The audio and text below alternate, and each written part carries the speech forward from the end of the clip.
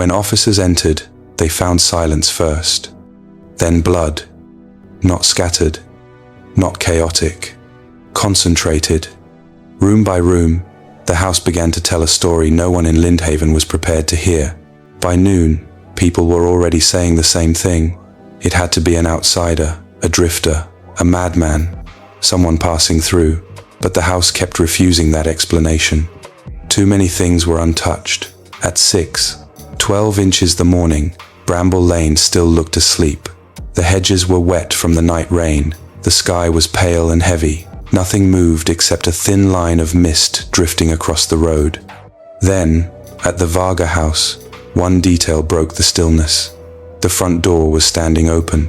The house itself looked ordinary. Clean windows, trimmed hedges, a child's rain boots near the wall. 2 unopened milk bottles still sat on the front step, exactly where they had been left. If someone had already gone out, they would have taken them in. If the family was awake, someone would have closed the door, but neither had happened. Across the street, Elise Moreau noticed it while opening her curtains. At first, she assumed Adrian had stepped out early, but his car was still in the drive. Helena's coat was still hanging in the hallway, visible through the gap in the door, and no one in that house ever left the front open. Not in Lindhaven, not in winter, not at that hour. She waited a moment, then another. No movement inside, no voice, no footsteps, no child running down the hall. The silence began to feel wrong, in a way she couldn't explain. So she crossed the street, called out once from the gate, and heard nothing back. When she stepped closer, she saw something lying just inside the hallway. A white sneaker, only one. It had come off near the entrance, turned awkwardly on its side. It looked strangely abandoned, as if someone had been interrupted in the middle of leaving. That was when Elise reached for her phone. By the time the call connected, she already knew this was no ordinary morning. The first officers arrived within minutes. From the outside, nothing had changed. The door was still open, the street still quiet. It looked like the beginning of a routine welfare check. But the stillness around the house had already begun to feel deliberate, as if something inside was holding its breath. Inspector Thomas Verbeek approached first. He didn't rush. He had seen enough scenes to know that the smallest detail could matter.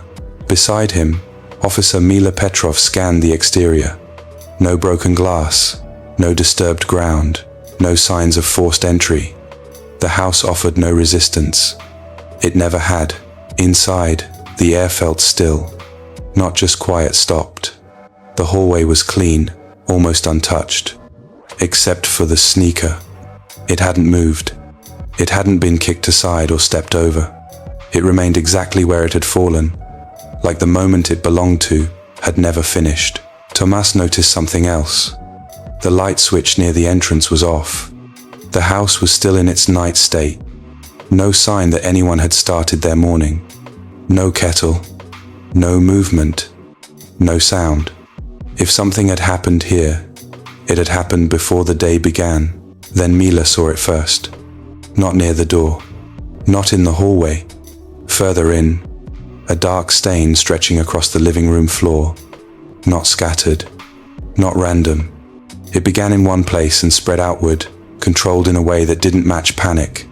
Thomas followed her line of sight, and without saying it out loud, both of them understood. This was not a break-in. This was something else. By 7:03 a.m., the house was no longer just a location. It had names attached to it. Adrian Varga, Helena Varga, 2 children. A family known in passing, in routine, in quiet familiarity. Now reduced to a list being confirmed over the radio, one name at a time. Adrian Varga was 42. He worked locally, reliable, quiet, the kind of man who fixed things himself and didn't draw attention. People described him the same way every time. Steady, predictable, not the kind of person you imagined at the center of anything violent. Helena Varga was 39. She spoke easily with neighbors, kept things organized, always seemed present, but not overly open. There was a distance to her, something controlled, the kind of composure people rarely questioned until they had a reason to. Their son Luca kept mostly to himself. 14. Quiet. Observant. Teachers described him as withdrawn, but not troubled. Someone who watched more than he spoke. Someone who noticed things, even if he didn't say them out loud. Eva was 8. Still young enough to leave things behind: shoes by the door, toys out of place, small signs of life that usually meant nothing. But inside the Varga house, those details were now the only evidence that, just hours earlier, everything had still been normal. By mid-morning, the house had been fully sealed. What remained inside was no longer a mystery of entry, but a question of intent. Because the deeper investigators moved through the rooms, the clearer one thing became. This was not chaotic violence. It had direction. The violence had not spread randomly through the house. It began in the living room, one location, one point of focus. From there, it moved deliberately into other parts of the home. Not rushed, not disorganized. The pattern suggested control. There were no overturned tables, no broken glass, no signs of struggle near the entrance. Whoever had entered that house hadn't needed to fight their way in. And once inside, they hadn't lost control of the situation. Mila noticed something else. The doors inside the house were open, not forced, not damaged, just open, room to room, as if whoever moved through here didn't hesitate, as if they already knew what was behind each one. Tomas stood still for a moment, looking at the house not as a crime scene but as a sequence. Entry without force, movement without panic, violence without hesitation. It didn't match a stranger. It didn't match opportunity. It suggested something far more specific. Someone had come here with purpose, and more importantly, with familiarity. By late morning, the house had stopped feeling like a place where something happened. It began to feel like a place where something had been carried out. Every room held a sequence. Every movement had direction, and none of it suggested hesitation. In the kitchen, nothing had been disturbed. A glass sat by the sink. A folded cloth rested exactly where it should have been. No signs of interruption, which meant the violence hadn't started there. It had started somewhere more controlled, somewhere more deliberate. Upstairs, the same pattern continued. Doors open, beds partially disturbed, but not violently. No forced entry into private spaces, no resistance at the thresholds. Whoever moved through this house had not needed permission, or had already been given it. Then there was the path, not obvious at first, but once seen, it couldn't be ignored. From the living room to the hallway, up the stairs, a sequence of movement that connected everything. Not random, not reactive, intentional.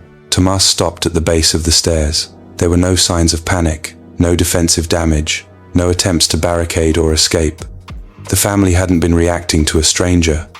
They had been responding to someone they knew. And in that realization, the case shifted. The danger hadn't come from outside Bramble Lane. It had been invited in.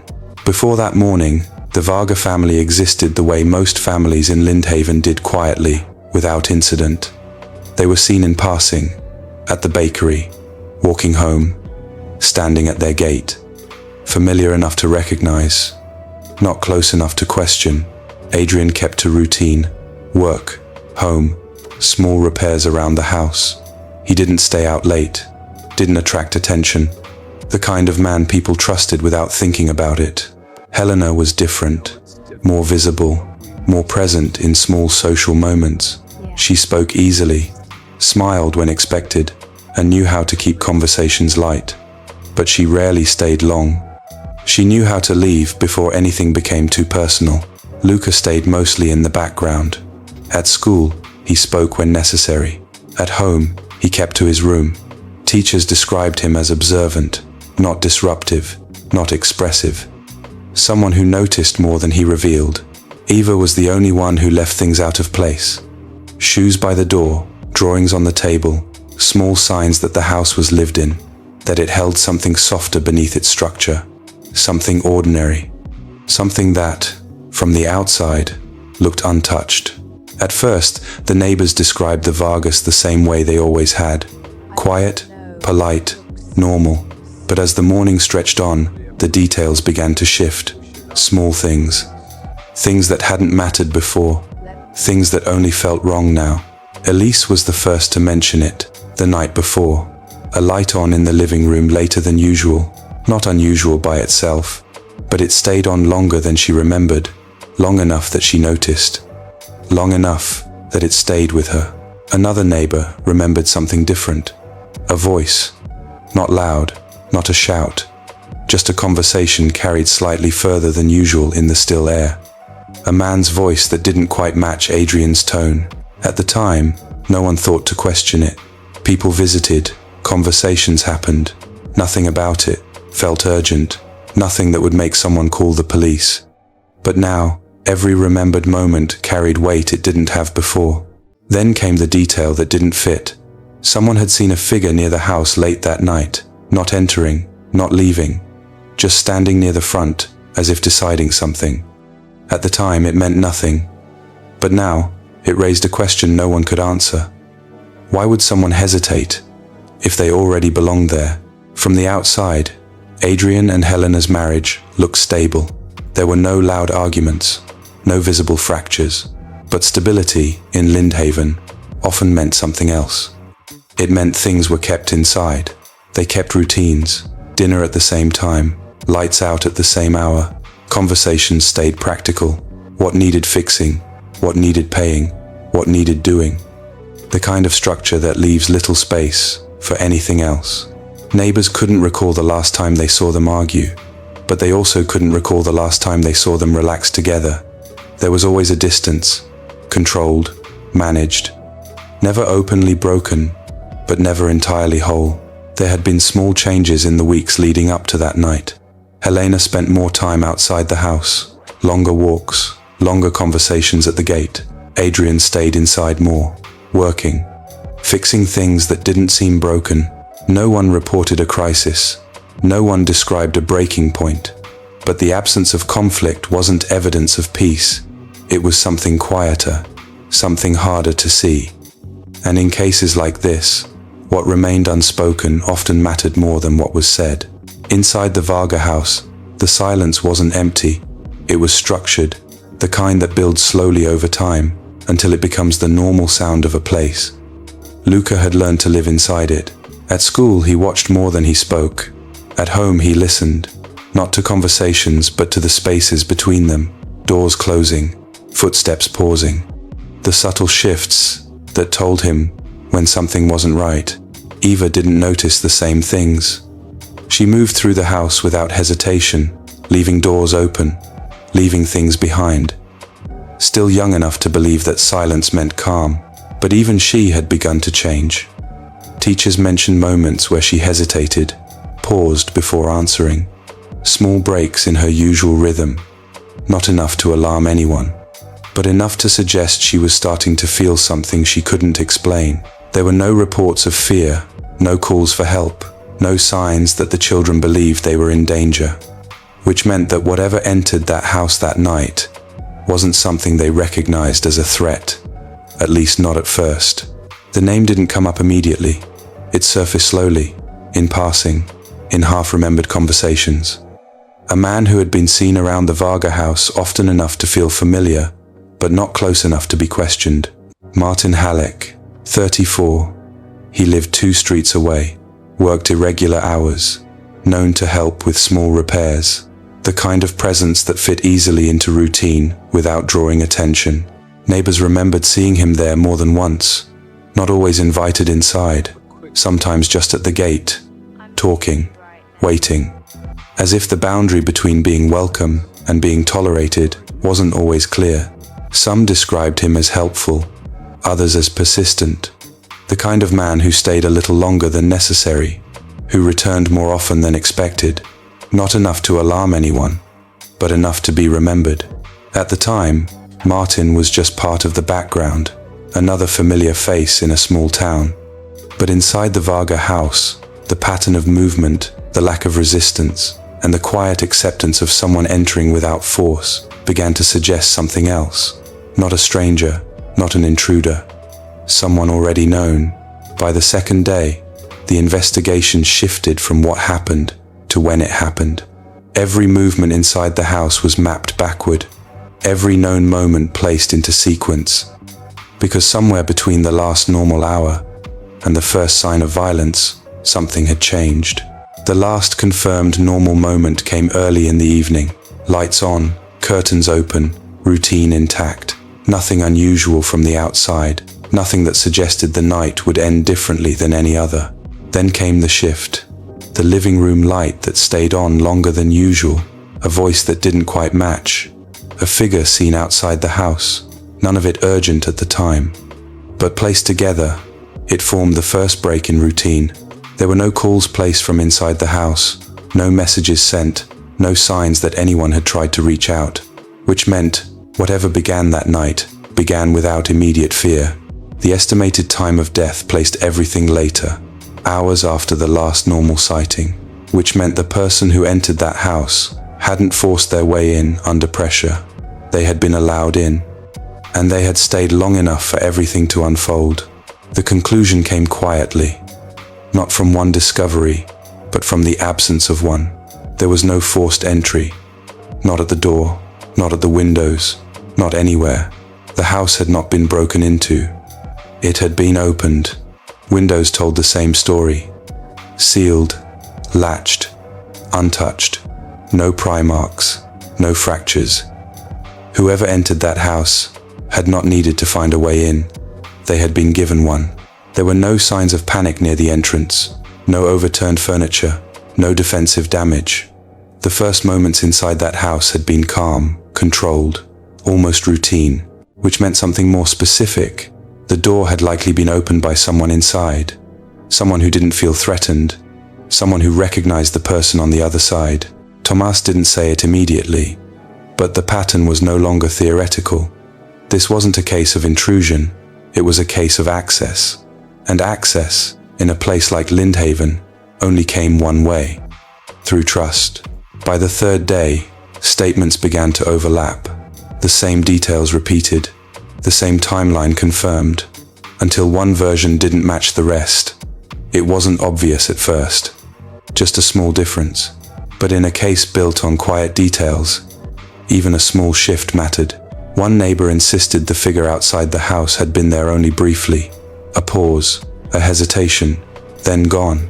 But another described something different. Not hesitation, waiting. As if the person had been there longer, watching. The timing didn't align either. One account placed the figure earlier in the evening, another much later. After the living room, light had already been on for hours, which meant either someone was mistaken or there had been more than one moment outside that house. Mila noticed something else, the way the second witness described the figure's posture. Not cautious, not alert, familiar, comfortable enough to stand there without urgency, as if waiting wasn't unusual. That was the detail that shifted everything. Not just that someone had been there, but how they had been there. Not hiding, not rushing, not afraid of being seen, which meant they weren't acting like an outsider. They were acting like someone who belonged. Martin Halleck wasn't part of the family, but he wasn't entirely outside it either. His name kept appearing at the edges of conversations, small favors, occasional help. A presence that had slowly worked its way into routine. He had done work for Adrian before, repairs, small jobs, the kind that didn't require contracts or schedules, just trust, the kind of trust that builds quietly and can blur boundaries over time. But the relationship wasn't equal. Adrian remained distant, practical, focused on the work, not the person. Martin stayed longer than necessary, talked more than required, as if trying to extend something that wasn't being offered. Neighbors remembered moments that felt off, not arguments, not confrontations, just a subtle persistence, a need to remain present, to stay connected, even when it wasn't clearly reciprocated. Over time, that kind of imbalance doesn't disappear. It settles, it builds, quietly, until familiarity turns into expectation, and expectation turns into something else. Something harder to ignore. At first, the sneaker meant nothing, just an object left behind in the wrong place. But as the sequence of events became clearer, it stopped being random. It became a marker. A moment frozen in the middle of something unfinished. It wasn't placed neatly. It wasn't kicked aside either. It had come off mid-step. The angle suggested movement toward the door, not deeper into the house. Someone had been heading out, or trying to. Mila compared it to the rest of the house. No other shoes out of place, no scattered belongings, no signs of sudden chaos. Which meant this wasn't part of a general struggle. It was specific. Isolated. A single interruption. There were no defensive marks nearby. No signs of a sudden attack at the door, which meant the moment the shoe came off wasn't the beginning of the violence. It was somewhere in the middle. Tomas stood at the doorway again, retracing the path. If someone had tried to leave, they had made it this far. Close enough to the outside, close enough to escape, but they hadn't made it through. Which meant something or someone had stopped them. Right there. The connection between Adrian Varga and Martin Halleck wasn't immediate. It had to be built from fragments, small interactions, repeated encounters. A pattern that, on its own, meant nothing but together, began to suggest something deeper. Martin had worked for Adrian more than once.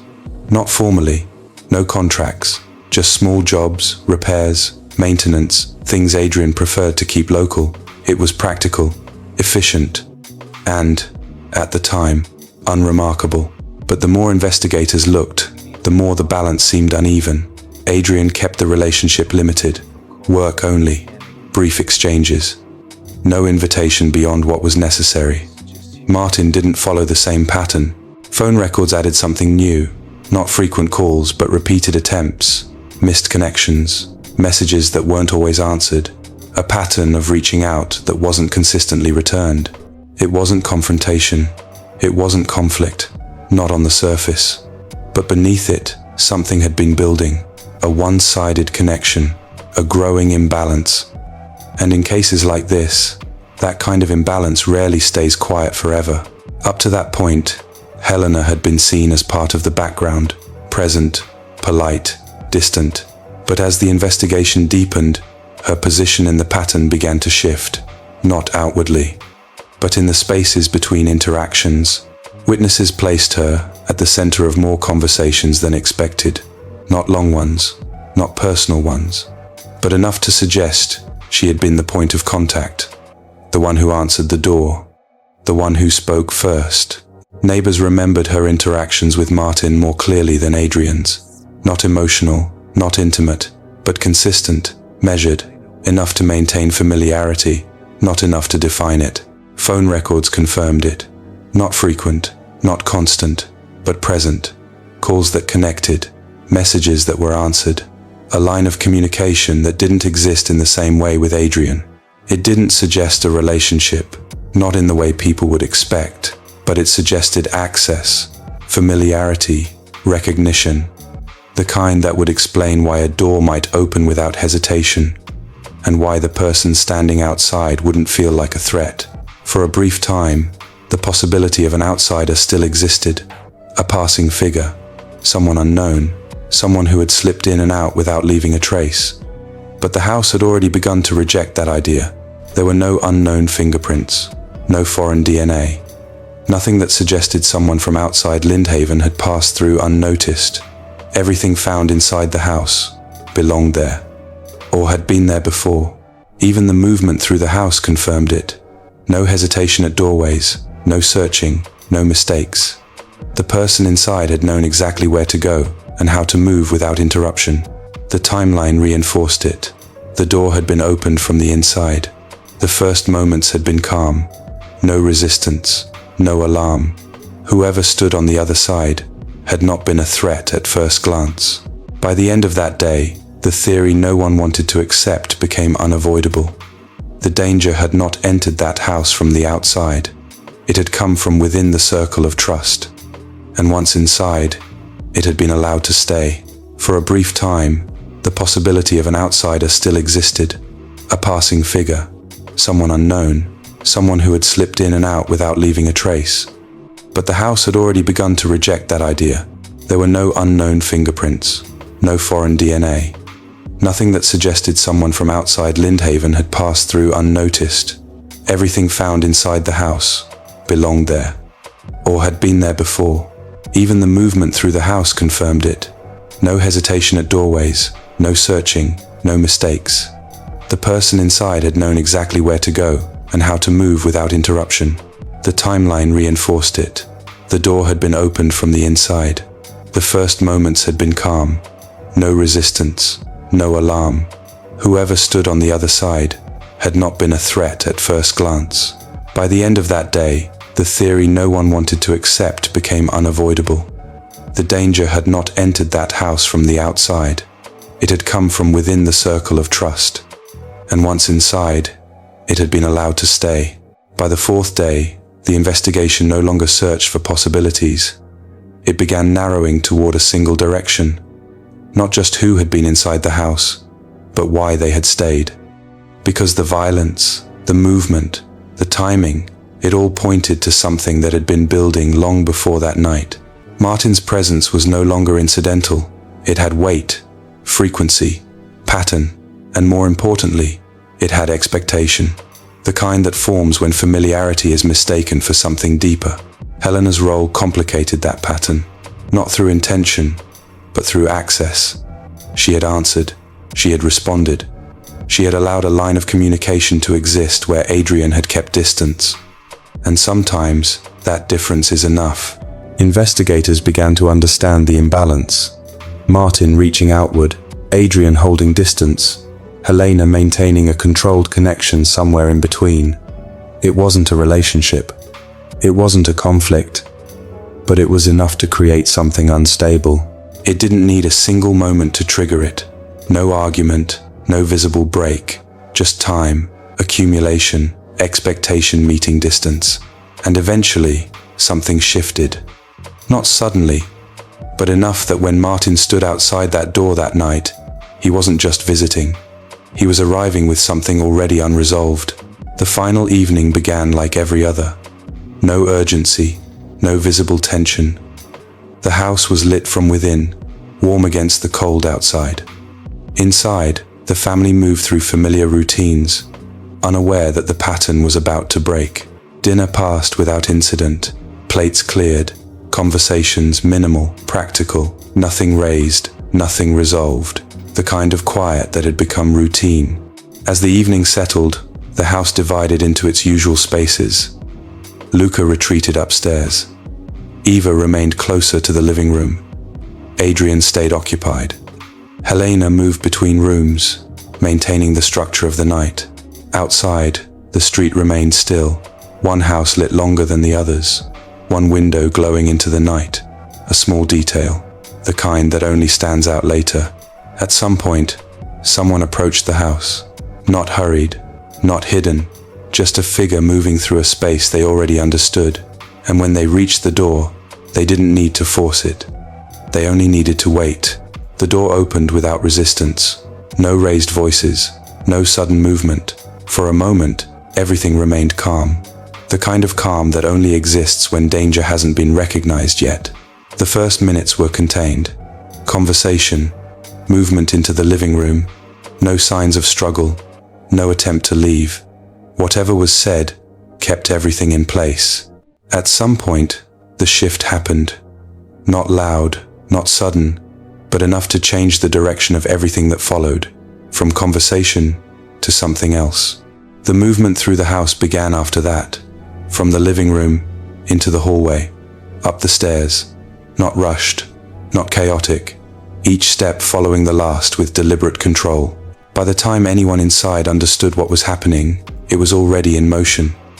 The house didn't erupt into chaos. It tightened, room by room, until there was nowhere left to move that hadn't already been reached. By the time the violence began, it wasn't sudden.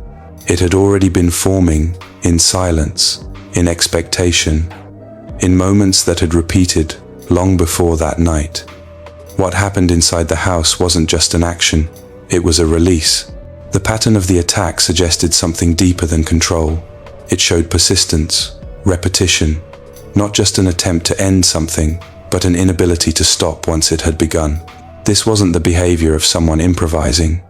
It was someone acting on something that had been building, something that had been carried quietly through conversations, through distance, through moments that never resolved. There were moments inside the house where movement paused, not for long, but enough to suggest awareness, not confusion, not regret, just a brief interruption before continuing. Tomas would later describe it as controlled escalation, not a loss of control, but a progression, each moment building on the last, each action moving forward with purpose, which meant the state of mind behind it had been present long before the door ever opened. Question was no longer who had entered the house, it was why he had crossed the line from presence into violence. And the answer didn't come from a single moment. It came from everything that had been building underneath. Martin hadn't come to the house that night as a stranger. He came as someone who believed he already had a place there, not formally, not openly, but in his own understanding, he belonged. But inside that house, the boundaries had always been clear. Adrian kept distance, Helena maintained control, and what Martin had interpreted as connection had never extended beyond tolerance. That difference between what was real and what was believed became the breaking point, not in a single exchange, but in the realization that something expected would never be returned. What followed inside the Varga house wasn't random, it wasn't sudden, it was the collapse of something that had existed quietly for too long, and when it broke, it didn't stop at one moment. It moved through every room, every person, until there was nothing left untouched. In the days that followed, Lindhaven didn't change all at once. It shifted quietly. Doors stayed closed longer. Conversations shortened. People who once waved, now watched. The sense of safety hadn't disappeared, but it no longer felt automatic. The Varga house remained sealed, still, unoccupied, but no one avoided looking at it. If anything, people looked more often, as if trying to understand how something like that could exist, so close to something so ordinary. Inside, the evidence had been collected, the sequence documented, the truth established. But what remained couldn't be processed as easily. Not the familiarity, not the access, not the fact that none of it had come from outside. Tomas closed the file with one conclusion that stayed consistent from the beginning to the end. The danger hadn't been forced inside. It had been recognized, allowed, trusted, and that was what made it impossible to ignore. And in the end, one detail remained: the sneaker, left behind at the threshold, a moment where someone almost made it out, almost reached safety, but didn't. In a town built on quiet trust, that single object became something else, not just evidence, but a reminder that sometimes the most dangerous place isn't where strangers enter, it's where they don't have to. What happened on Bramble Lane wasn't built in a single night. It formed quietly through unspoken tension, unequal connections, and assumptions that were never questioned. The danger didn't arrive as something unfamiliar. It grew inside what felt safe. Trust, when left undefined, can be mistaken for permission. Familiarity, when unbalanced, can turn into expectation. And expectation, when unmet, can become something far more dangerous. In the end, the lesson wasn't about fear of strangers. It was about understanding the people we think we already know. Because sometimes, the warning signs are not hidden, they're simply ignored. If this story stayed with you, follow the channel, because the next one begins the same way, quietly. Stories like this don't begin with violence. They begin with small things, patterns, people, moments that feel ordinary until they aren't. If you want to understand what really happens beneath the surface, stay here, because the next story isn't about what's obvious. It's about what was always there.